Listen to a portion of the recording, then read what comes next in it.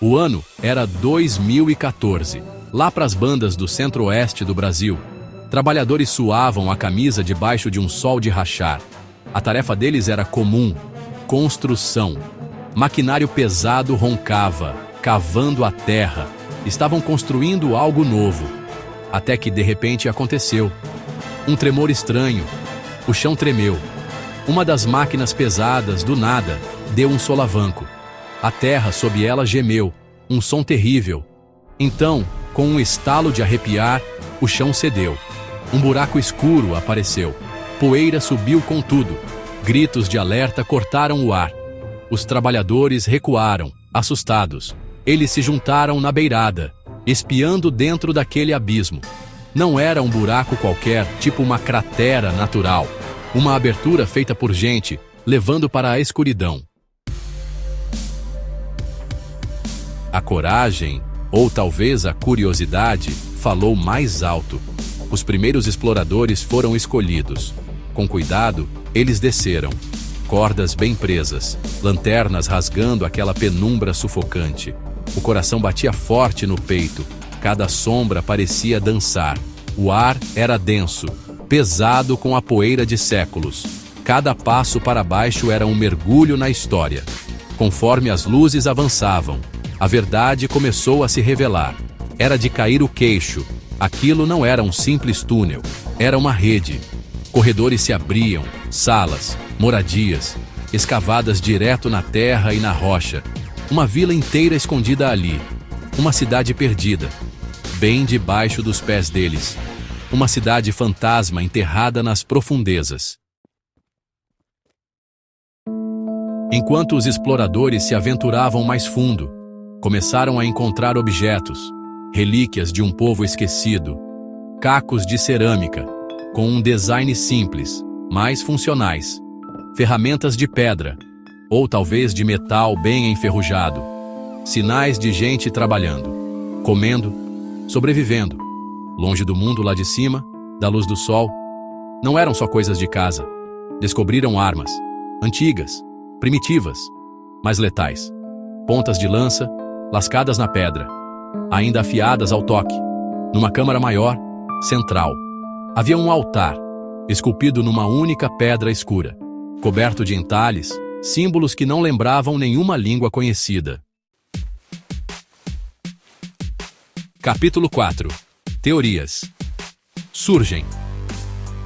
Quem eram eles? Uma tribo escondida? Quem sabe? A descoberta deixou todo mundo de queixo caído. Chamaram os especialistas, e as teorias começaram a pipocar. Tinha muita especulação maluca e palpites mais embasados. A primeira grande ideia ganhou força. Uma explicação que fazia sentido. Talvez fosse um refúgio de algum grupo indígena desconhecido, fugindo de alguma coisa. Quem sabe conflitos com outras tribos, ou escapando das doenças e da violência trazidas pelos primeiros colonizadores europeus. Um santuário desesperado, a última cartada para preservar seu povo e sua cultura. Essa teoria tinha lá seu valor. Parecia se encaixar.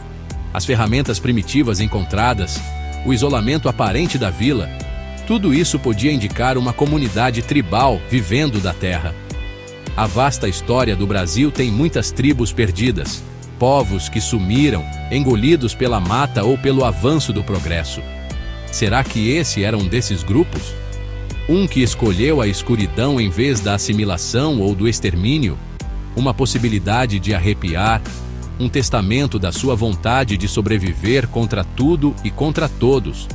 Mas tinha uns poréns, umas inconsistências que encucavam. Os símbolos estranhos no altar. Esses eram um pepino. Não batiam com nenhuma forma de arte ou língua indígena conhecida. A construção da vila em si, apesar de impressionante, era típica dos métodos indígenas? Ou sugeria outras habilidades, outros conhecimentos, talvez influências de outros cantos? A teoria do refúgio indígena era forte, mas não encaixava como uma luva. Muitos elementos continuavam sem explicação. Muitas perguntas ficavam no ar. E ainda tinha o silêncio da história, o vazio total. Nenhum registro histórico mencionava um lugar assim, um povo assim. Nenhum mapa dava pista da sua existência. Nenhuma tradição oral, nenhuma lenda local batia exatamente com essa descoberta incrível. Se eram mesmo uma tribo indígena, quem eram eles? Por que a existência deles foi tão completamente apagada da memória ou tão perfeitamente escondida por tantas gerações? A falta de qualquer rastro, qualquer menção, já era um mistério profundo por si só. Capítulo 5. Sombras da crença. Rituais, religião ou refúgio. Outra teoria começou a ganhar força, tão fascinante quanto. Quem sabe não era um refúgio tribal, mas outra coisa, uma comunidade unida pela crença. Uma seita religiosa ou um grupo filosófico diferentão buscando solidão absoluta para praticar sua fé, seus rituais, seu modo de vida. Longe dos olhos curiosos do mundo lá fora, livres de perseguição, eles criaram seu próprio universo particular no subterrâneo, regido por suas próprias leis, sua própria divindade ou divindades. O altar de pedra imponente dava peso a essa ideia. Sua localização central, sua aparência inegavelmente ritualística, aqueles símbolos estranhos, indecifráveis, tudo isso gritava cerimônia, uma fé profunda e poderosa, uma convicção espiritual forte o bastante para levar uma comunidade inteira a abandonar o sol, a cavar uma existência na terra fria e silenciosa, a cultuar em segredo, a proteger suas práticas sagradas. Que tipo de sistema de crenças exigiria um sacrifício desses? Aí surgiu uma interpretação mais sombria, mais perturbadora. E se não fosse um grupo religioso pacífico? E se fosse algo mais sinistro?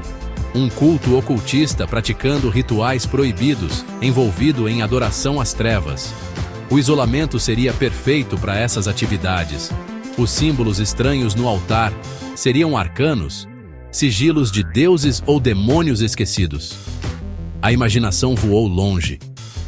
Que rituais indescritíveis poderiam ter acontecido naquelas câmaras sombrias? Independentemente da natureza exata, seita pacífica ou culto das sombras, uma coisa era clara: o segredo era fundamental para essa gente. Eles escolheram construir seu mundo debaixo da terra de propósito, para serem esquecidos, para não serem perturbados. Talvez estivessem protegendo seu modo de vida único, ou talvez guardando algo poderoso, algo perigoso. Ou, ainda mais arrepiante, talvez estivessem protegendo o mundo lá de cima deles mesmos. O verdadeiro motivo continuou enterrado com eles. Capítulo 6. O silêncio. Lá em cima, segredos selados e pesadelos persistentes. A notícia de uma descoberta tão extraordinária não dava para segurar por muito tempo. Apesar das tentativas iniciais de manter segredo, as autoridades acabaram sendo alertadas. Figurões do governo, cientistas, arqueólogos. Começou uma agitação breve, mas intensa. Especialistas chegaram ao local. A esperança de respostas era grande, de entender, de dar uma espiada nesse mundo perdido. Então, tão de repente quanto começou, tudo parou. O local foi rapidamente isolado. O acesso ficou super restrito. As informações sumiram. A entrada da vila subterrânea, o buraco no chão, foi selada, para sempre, coberta. Dizem por aí que encheram de concreto, enterraram tudo de novo. A explicação oficial? Para preservar o local para estudos futuros, quando a tecnologia melhorasse, quando tivesse verba. Mas muita gente cochichava outros motivos. Será que era mesmo para preservar ou para esconder alguma coisa? Para enterrar o mistério de novo? A história oficial parecia conveniente demais, definitiva demais, quieta demais. Os boatos começaram a se espalhar como fogo em palha seca sobre quem esteve lá. Os trabalhadores que acharam, os primeiros arqueólogos e pesquisadores que entraram.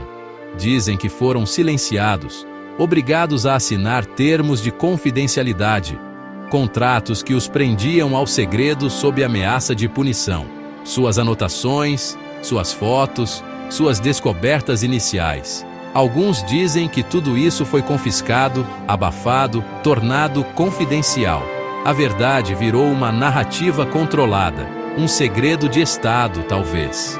E assim, a vila subterrânea continua lá, silenciosa, escura, intocada sob o solo do centro-oeste brasileiro.